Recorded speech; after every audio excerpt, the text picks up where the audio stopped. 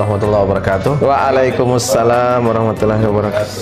Baik teman-teman sekalian, kami ucapkan selamat datang di majelis yang mulia ini.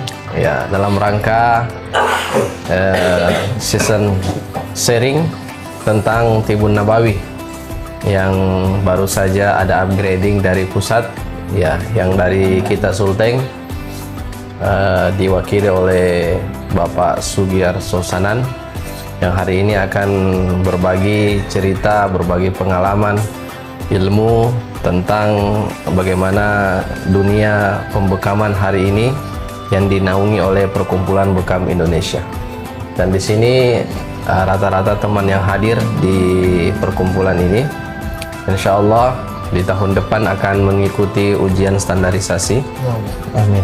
Semoga dengan adanya sharing seperti ini memudahkan teman-teman nanti untuk mendapatkan nilai yang terbaik, insya Allah. Baik, dengan mengucapkan Bismillahirrahmanirrahim, sharing session santai hari ini kita mulai. Baik, mungkin saya langsung berikan ke narasumber yang pertama. Ya, tafadhal Pak Sugi.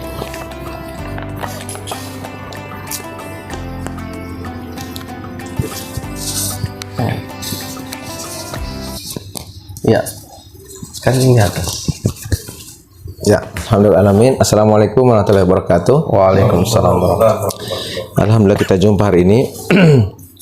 Terkait dengan apa yang kita sharing hari ini sebenarnya adalah hal-hal yang mungkin kita sudah lakukan selama kita join di Perkumpulan Bekam Indonesia ini, ataupun belum, ataupun sudah dilakukan tapi belum maksimal, sehingga kita hanya sharing saja. Kalaupun nanti ada pertanyaan, kita bisa jawab bersama-sama dan kita sharing sama-sama. Yang kita tekankan di sini adalah bahwa untuk terapis Bekam Tibun Nabawi ini adalah mereka-mereka yang kita pahami bersama. Kita pahamkan diri kita bersama, saya. Siapa kita? Itu. Dalam artian, kita adalah orang-orang pilihan yang menjadi perantara, wasilah terhadap kesembuhan dari saudara muslim kita. Sehingga pembekam ini atau terapis bekam ini harus punya, yang pertama itu punya yakin iman yang kuat terhadap la ilaha illallah Muhammadur Rasulullah.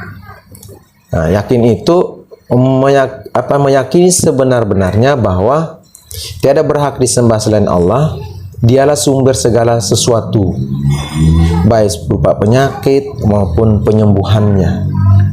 Nah, sehingga kita sebagai terapis ini percaya diri dalam menterapi klien yang datang ke kita.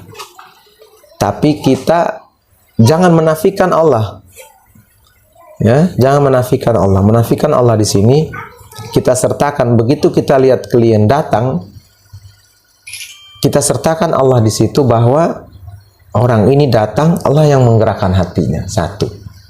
Kedua, hari ini ada kebaikan yang Allah lihat dengan saya hari ini, sehingga hari ini saya dijadikan Allah sebagai wasilah, insya Allah menjadi kesembuhan orang ini. Nah, itu yang dipahami. Sehingga tidak serta-merta kita dengan penuh percaya diri bahwa bekam yang kita lakukan dengan titik-titik sunnah maupun titik-titik yang kita sudah pelajari itu, orang ini akan sembuh. Akan sembuh. Nah, jika kita meyakini kuat akan sembuh, tapi kita menafikan Allah, nah, di sini kita akan sombong. Nanti kita akan berlaku, dia sembuh karena saya, dia sembuh karena saya terapi di titik ini, dan tidak. Bukan seperti itu. Maunya Allah kita tidak seperti itu.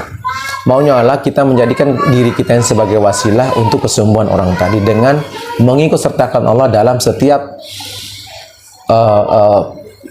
tindakan kita. Oke? Setiap tindakan kita. Begitu datang klien, kita luruskan kembali lagi niatnya kita. Uruskan niat. Orang ini datang sakit. Saya ini alhamdulillah Allah sehatkan. Orang ini datang, Allah gerakan hatinya untuk mau mengambil wasilah kesembuhan dia dengan keadaannya yang sekarang itu terapi bekam. Karena tidak satu juga orang memilih terapi konvensional lainnya, bahkan ke dukun. Kayak gitu. Nah, sehingga jika dia sudah diarahkan Allah untuk dibekam, mau membekam diri, maksudnya mau dibekam, berarti sudah Allah arahkan kebaikan itu. Nah, ini yang kita tidak pahami sekali, sehingga kita ragu-ragu, tidak percaya diri, ada terbersit kadang untuk menterapi klien yang datang. Kayak gitu. Kalaupun percaya diri overdosis, sehingga kita tidak terlalu melibatkan Allah dalam tindak tanduk kita untuk membekam. Itu yang pertama, kita refresh seperti itu dulu. Nah, kedua, begitu pasien datang atau klien datang, maka apa yang harus kita lakukan lagi? Kita luruskan niatnya, kita luruskan imannya sebagaimana pemahaman kita tadi. Jadi yang kita pahami bahwa kita tidak bisa melakukan apa-apa tanpa Allah. Semua kesembuhan dari Allah, semuanya bersumber dari Allah. Nah, kita luruskan pemahaman dan pemikirannya klien tadi ini terkait dengan keyakinannya terhadap Allah, keyakinannya terhadap kesembuhan penyakitnya. Kayak gitu. Karena kesembuhan penyakit ini tidak bisa kita lepaskan. Oke, maaf. Secara konvensional, orang menganggap dengan minum obat, dengan dirawat sekian hari lamanya akan sembuh. Itu pemahaman konvensional, pemahaman orang barat. Nah, kita dengan Tibun Nabawi tidak mau dibawa ke sana, akan mau dimurnikan pengobatan Tibun Nabawi ini dengan memang menggantungkan semuanya kepada Allah. Seperti itu. Nah, sehingga klien datang itu kita luruskan lagi, kita berbicara, sehingga sekali kita menterapi klien datang itu will take time sampai setengah jam, 45 menit. Karena 10-15 menit kita kasih lurus dulu DP pemahaman ini tentang sehat sakit. Sehat dari siapa, sakit dari mana, penyembuhannya seperti apa. Karena bisa jadi klien yang datang ini dia sudah dengar, maaf ini dia dengar misalnya si fulan terapi bekam, klien-klien datang dengan dia dengan keluhan ini itu, alhamdulillah diterapi, sehat, sembuh, fit. Nah, itu yang dia dapatkan dari orang yang pernah diterapi oleh si fulan. Nah, dia datang juga dengan keyakinan seperti itu, bahwa dia akan bisa seperti fit kembali sebagaimana fulan yang kurang lebih dia punya keluhan seperti klien yang datang tadi, berharap bahwa kita sebagai penyembuh dia. Nah, itu diluruskan itu. Jangan datang Pak klien langsung sudah kasih dulu baik-baik dulu dia. Itu tugas kita. Sehingga penterapis Tibun Nabawi ini bukan mereka yang ahli dalam bekam dengan menguasai 9 titik sunnah dan lain sebagainya, tidak. Tapi mereka juga adalah kaki tangan Allah untuk apa? Untuk menegakkan kalimat itu.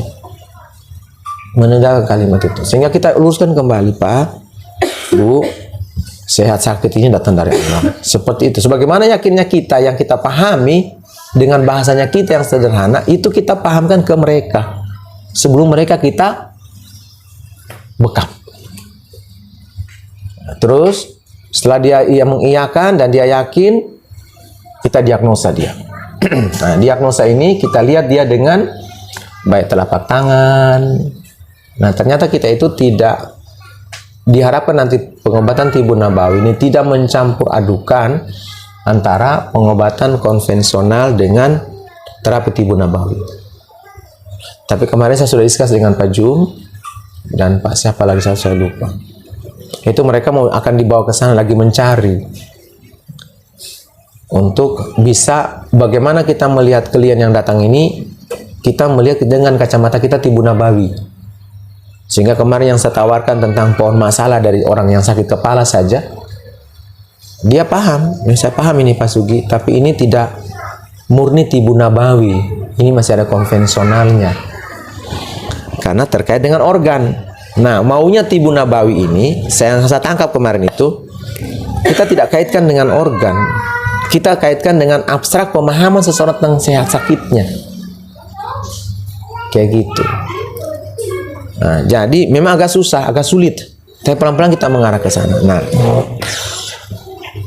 bukan dikembalikan, diharapkan teman-teman penterapis ini paham betul bagaimana kita murnikan kembali kita punya pemahaman yakin kita terhadap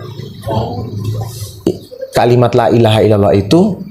Kalau kita yakin betul kuat dengan kalimat itu, maka mudah kita untuk memberikan pemahaman kepada klien terkait dengan bagaimana proses penyembuhannya. Sehingga kalau ada klien datang dia dengan sekali terapi dia belum sehat, nah, dia tidak menyalahkan dirinya dan tidak menyalahkan penterapis. Tidak ada yang salahkan situ.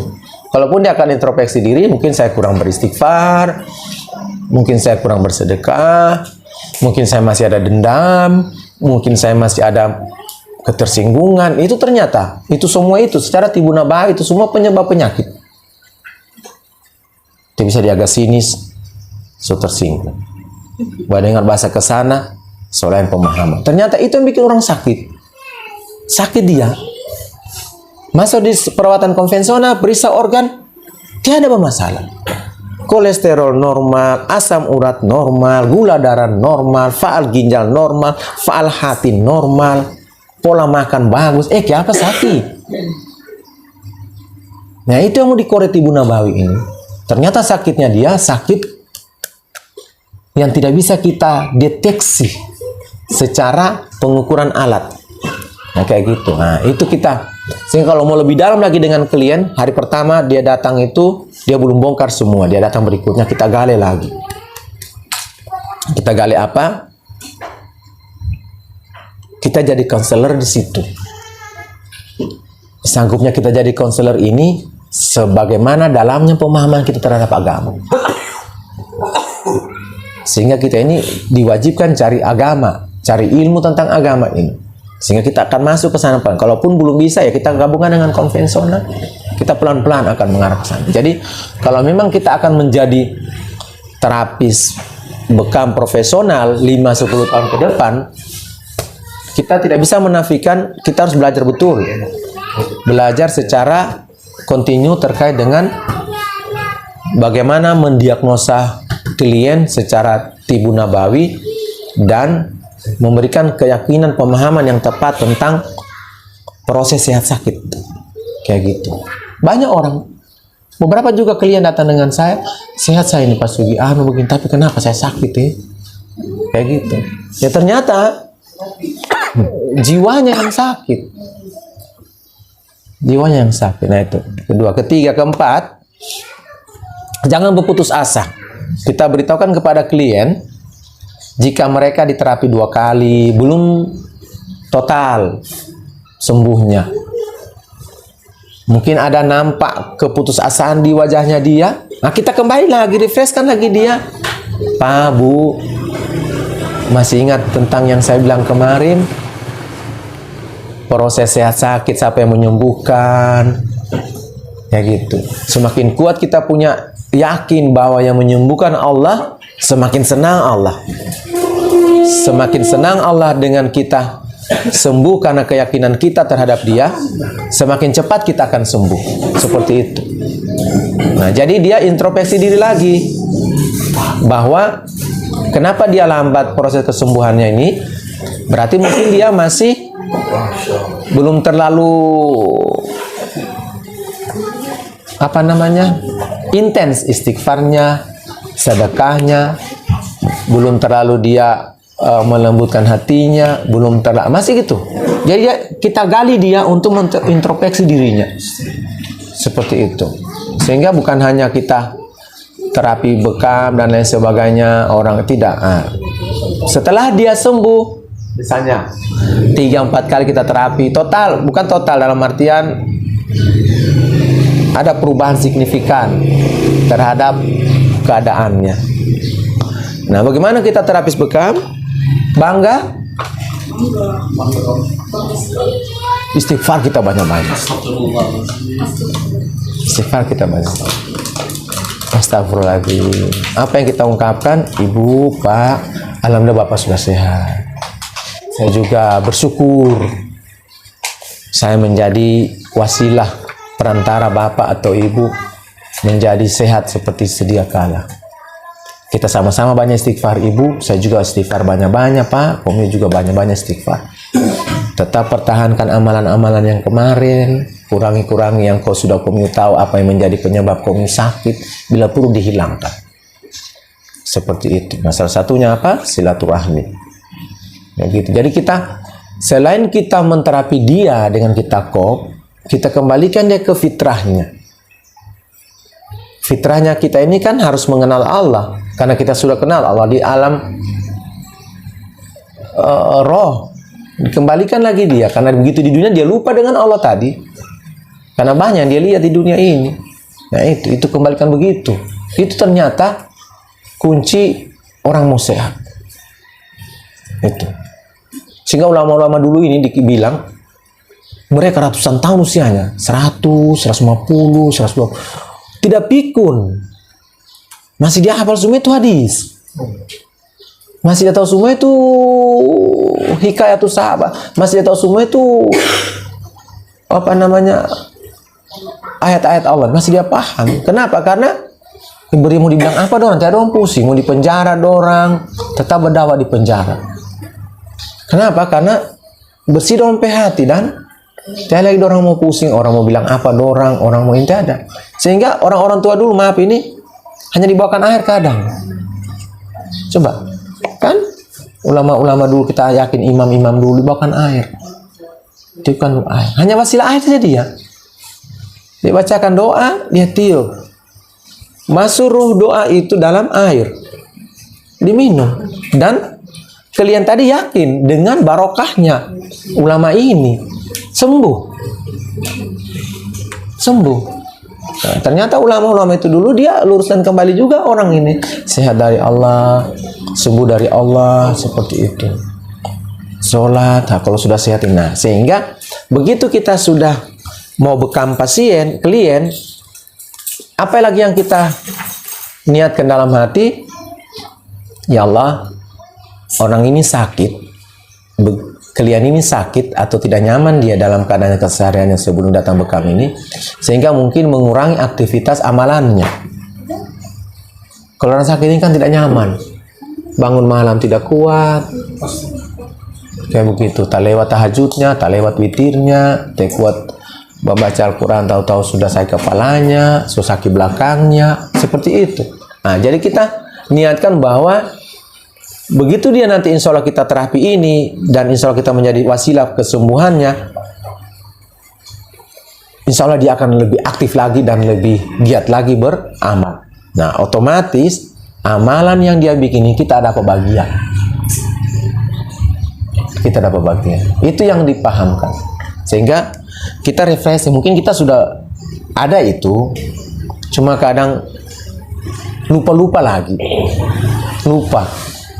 Banyak pasien tunggu, akhirnya tidak ada kita kasih siraman rohani kepada klien.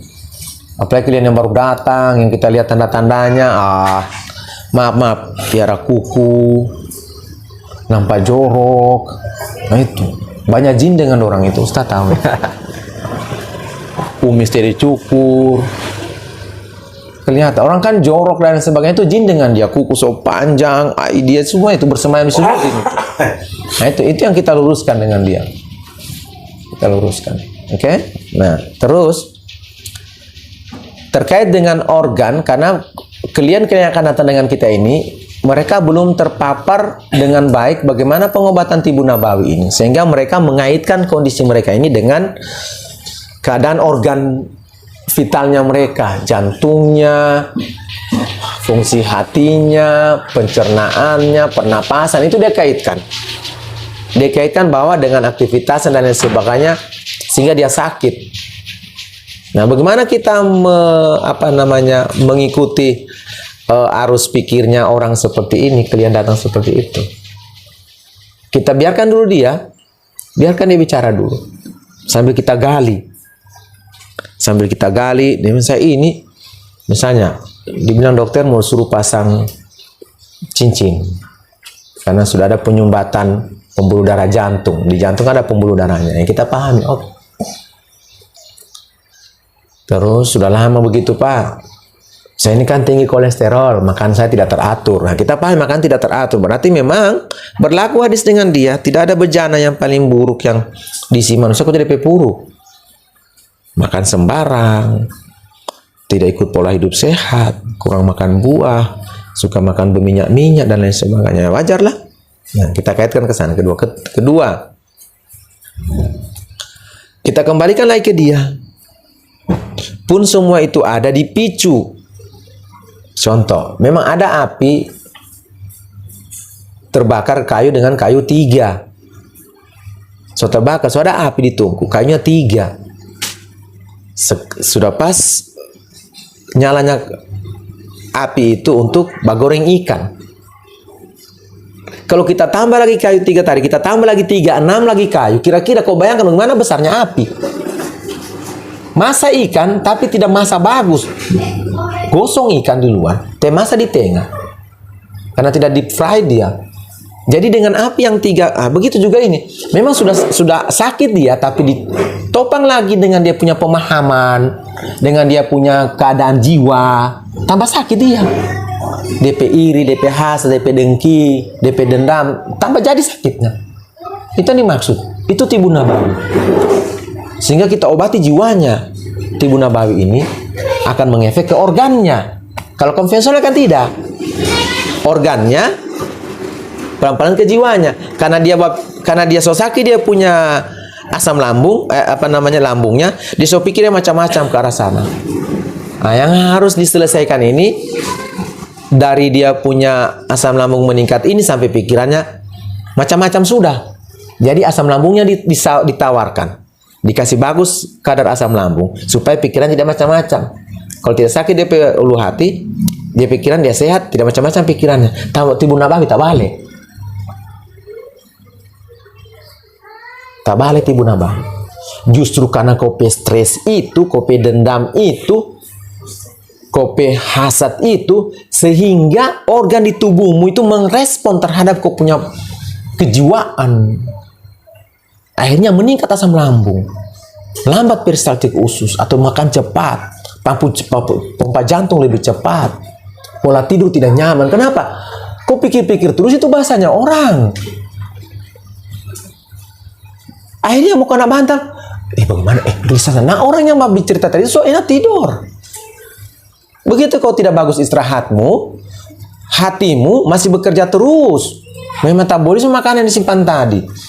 Lambungmu masih terangsang terus mau terima makanan karena kau masih gelisah. Coba perhatikan. Kita kalau begadang malam bikin tugas masih kuliah dulu, ingat, jam 10 jam 11 malam apa kita? Kosong. Lapar. Kenapa? Asam lambung bekerja masih aktif dia. Masih aktif. Mau terima makanan. Nah gitu, jadi meningkat terus dia. Sementara sudah waktu istirahat. Itu yang dimaksud. Nah, 1 minggu. Jadi kronis kan? 3 bulan, 6 bulan. Masih DPR terus. Didengar lagi namanya dicumbu. Naik lagi DP asam lambung. Namanya dicumbu, saya tahu sekali orangnya dicumbu namanya. Nyaman dia. Makanya orang terus bilang namanya. Bilang dia.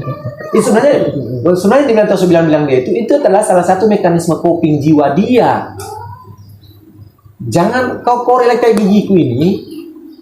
Jangan kau adu-adu lagi ini air ini keruh. Biar dia punya endapan di bawah. Jangan kau kasih naik. Padahal bukan begitu maksudnya. Kasih keluar itu endapan. Jadi biar kau mau coba gimana itu air, kau mau yang di bawah naik ke atas. Dalam bak itu tidak ada air bersih. Tiada endapannya sudah. Tiada endapan foto. Itu yang dimaksud dengan tibu nabawi ini. Dan juga keluar itu endapan itu. Sehingga orang sehat secara batin, secara jasmani dia sehat. Nah, sehingga kalaupun belum sanggup kita mengarahkan orang untuk ke arah sana, sesedikit kita melatih diri kita. Ada pasien datang, kita latih berbicara, mengarahkan dia kepada kesehatan jiwa. Kesehatan jiwa. Sehingga orang di rumah sakit itu memang betul, memang di rumah sakit itu. Saya baru saya pahami. Kami itu kan ada mata kuliah keperawatan paliatif care, perawatan menjelang ajal, orang dengan kronis dan menjelang ajal, ada komunikasi terapeutik. Itu ada untuk perawat-perawat yang paham, dia terapkan. Ada yang tidak, dia tidak, itu terapkan. Contoh, kita berkomunikasi dengan pasien itu paling kurang 14 cm satu depa begini jarak. Ada tip eye contact, ada tatap mata. Kita lihat pasien kita. Kalau kita berbicara dengan dia ini tidak bakal lama, boleh kita berdiri. Mungkin kita butuh waktu 1 menit, berdiri saja kita. Tapi kalau kita butuh pemahaman yang jelas dengan pasien ini yang lebih, ambil kursi, duduk baik-baik kita. Nah, sehingga biasa kore pasien, perawat-perawat alinan, sudah begitukah kita di ruangan? Sudah ambil kursi, kita duduk. Nah, ini diterapkan oleh perawatan Tibun Nabawi, pengobatan Tibun Nabawi. Kita ambil kursi, duduk, baca cerita kita. Kan kita mau jalin ikat kekeluargaan dengan pasien ini, klien. Berharap dia sehat, berharap dia percaya kita sebagai terapis bekam yang insya Allah menjadi wasilah dia sehat. Itu. Kenapa begitu kita? Maaf Pak, ini sentuhan ini luar biasa, sentuhan ini. Perawat sentuh pasien, dia nggak diperhatikan saya. Maaf Pak, saya semangat selalu insya Allah sehat. Nah, itu. Tapi jarang dilakukan. Kenapa? Maaf. Mungkin kita rasa canggung, sudah bersih, pasien agak nampak kotor, kita kasih bersih, pasien kita suruh bersih. Ambil kursinya itu. Sehingga kejiwaannya sebenarnya yang kita mau kore ini, dia rasa damai. Kenapa pasien anak gelisah di rumah sakit? Tidak nyaman. Gelisah di rumah sakit. Satu, tidak ada kenyamanan, dia rasa nyaman di rumah. Di rumah ada orang-orang dikasihi, ada orang yang mencintai dia rasa nyaman. Mau dia baring seperti apa di rumah, dia mau di lantai, rasa nyaman dia. Nah, sehingga di luar negeri sekarang itu, di Timur Tengah, di Saudi sekarang ini, banyak diminta perawat-perawat home care. Perawat dirawat di rumah, dokter kunjungan. Pasien dirawat di rumah. Dikasih begitu saja dia. Dia mau baring di sofanya, dia mau baring di kamarnya, dia mau duduk di muka televisinya. Sudah betul, sudah perawat sampingnya begitu. Aja dia bercerita. Baik. Sebenarnya itu pengobatan Tibun Nabawi. Jiwa yang dikore, jiwanya dikorelasikan dengan perawatan konvensional sekarang. Tetap diimpus dia, tetap dilayani dia punya perawatan luka, tetap. Tapi kesehatan, karena banyak begini, pasien setelah kami pelajari, ada diagnosa keperawatan. Contoh misalnya gangguan pola istirahat tidur berhubungan dengan stres, satu, berhubungan dengan aktivitas fisik berlebih, berhubungannya yang dicari. Kenapa dia stres? Ini yang dicegah, ini yang ditangani, stresnya ini supaya bagus pola tidurnya. Kayak gitu. Nah, itu sebenarnya itu sudah Tibun Nabawi. Cuma kita di diagnosa keperawatan itu ada lagi yang selain ansietas, kecemasan tadi itu. Kecemasan kan dikaji kecemasannya pasien. Kenapa cemas pasien ini? Nah, begitu juga pasien-pasien klien-klien datang ke rumah ke kliniknya kita kaji gitu. Seperti itu. Insya Allah, nah, sehingga kita luruskan lagi kita kalau terapi seperti itu. Ustadz Fadlan kemarin itu kami dikasih kuis. Pertanyaan, apa kejahatan yang kau sukai? Disuruh itu pertanyaan kita, tulis apa kejahatan yang paling kau sukai? Kejahatan yang disukai apa? Ya sudah, teman saya yang berkelahi. Ini apa kok pasugi? Saya bisa bagi bang. Satu sudah gibah. Gibah, lipatan. Artinya itu kejahatan kan? Ustadz Fadlan bilang, betul Ustadz Fadlan kan? Dari Papua. Nah, dia bilang itu kejahatan yang kamu sukai. Itu kejahatan, tapi kamu suka. Coba tulis satu saja, satu.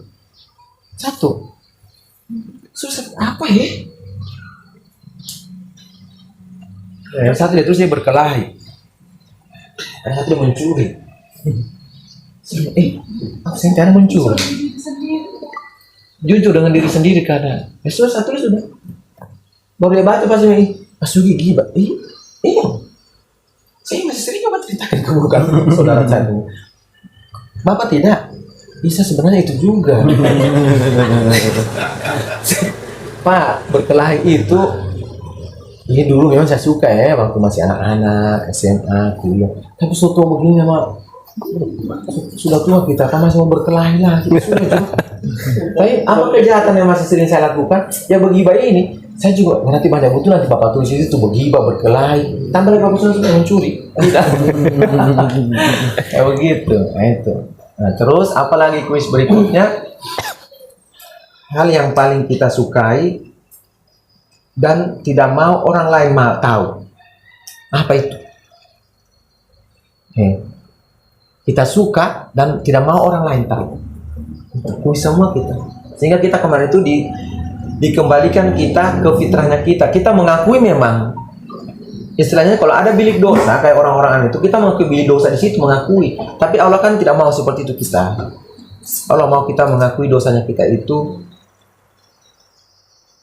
hanya dia dengan kita yang tahu. Makanya kita di-expose kemarin itu tulis saja ada nama. Mana juga Ustadz Fadlan tahu kalau itu saya punya gibah itu. Saya tulis saja Pak. Nanti dia tahu juga dia. Coba dia tahu oh ini dosa-dosa yang dibikin umat sekarang ini. Oh iya biasanya itu kan Ustadz dia mengkaji juga dia cepat bahwa jangankan sekelas kita terapis ini yang saya pahami ini Pak. Oh ini Pak Sugi sekelas kita ini sudah tua semua gitu sarjana rata-rata ini Pak. Ini yang ikut TFT ini Pak orang yang lama di Bekam ini Pak rata 3-5 tahun 3 tahun paling kurang ini tidak ada yang baru 3 tahun kemarin mau ikut TFT ini 5 tahun paling kurang 10 tahun iya ini. Nah jadi yang saya pahami Pak saya tidak menulis begini saja pikiran saya berjalan. Pak Sugi apa backgroundnya? Bahkan sudah itu. Pikiran saya berjalan. Kita tulis saja Pak. Karena ini dia akan menjadi referensi dengan dia akan kumpul dari pihak perempuan, akhwat maupun imannya akan kumpul. Nanti dia akan lihat ini Pak, Masya Allah. Setara pembekam terapis PBI terapis yang terstandar nasional akan mau melatih pembekam baru. Setara ini kelasnya. Masih ini kejahatan yang mereka lakukan. Coba, ini artinya Pak. Saya cuma, ini artinya Pak. Kita ini orang tidak sempurna. Kita tulis saja. Karena dia ragu menulis pertama, saya pun ragu juga menulis. Saya bisa menulis. Baru cuma dikasih 1 menit, kumpul. Saya ragu dia juga ragu sampingku menulis. Dari Papua itu, satu dari Karawang. Jadi apa ditulis Pak Sugi mereka tahu karena suatu semua kan seperti itu. Nah sehingga kita ternyata itu mau disuruh bertobat, disuruh bertobat kita dengan barang ini karena kejahatan yang disukai Masya Allah. Saya bilang Ustadz Fadlan itu akan diambil. Jadi dalam artian indikator dia Masya Allah setara terapis Bekam yang TFT yang akan mencetak generasi Bekam yang lurus, dia punya yakin iman akidahnya dan bagaimana menanamkan keyakinan Allah terhadap kliennya dan dia akan menjelaskan itu. Setara ini orang-orang yang masih begini kelakuannya dorang. Oh begitu Pak, iya sudah tulis. Sudah bisa tulis mau gibah. Sudah. Pas itu masih berkali tidak mencuri tiasa mencuri. Karena semua apa dengan salam dulu. Kalau dia banyak cukup lah. Tapi bagi banyak masih sering salah lakukan ini. Sudah cukup. Kayak gitu. Nah, gitu. Alhamdulillah. Terus apalagi yang terakhir? Kita yakinkan lagi kita istighfar. Kalau pasien so pulang ke sana itu istighfar kita banyak-banyak. Istighfar kita banyak-banyak. Berapapun yang dia kasih, yang ditanya kemarin, standarnya ini berapakah dikasih ini? Nabi saja katanya membayar Abdullah itu. Dia bayar, dia kalkulasikan berapa kemarin dengan dirham? berapa ratus ribu katanya itu untuk dibayar itu. Kalau dikurskan uang sekarang ini juta. Saat itu dikurskan uang sekarang ini juta. Satu kali terapi Nabi. Nah kita berapa? Nah sudah menyawa teman-teman, variatif lah. 100, 150 tergantung. Kalau dari Jakarta 150 minimum sampai 200 ya. Yang begitu. Dari daerah lain mungkin tergantung. Jadi dia juga bilang, saya tidak mau juga itu di luar dari saya untuk menentukan berapa itu.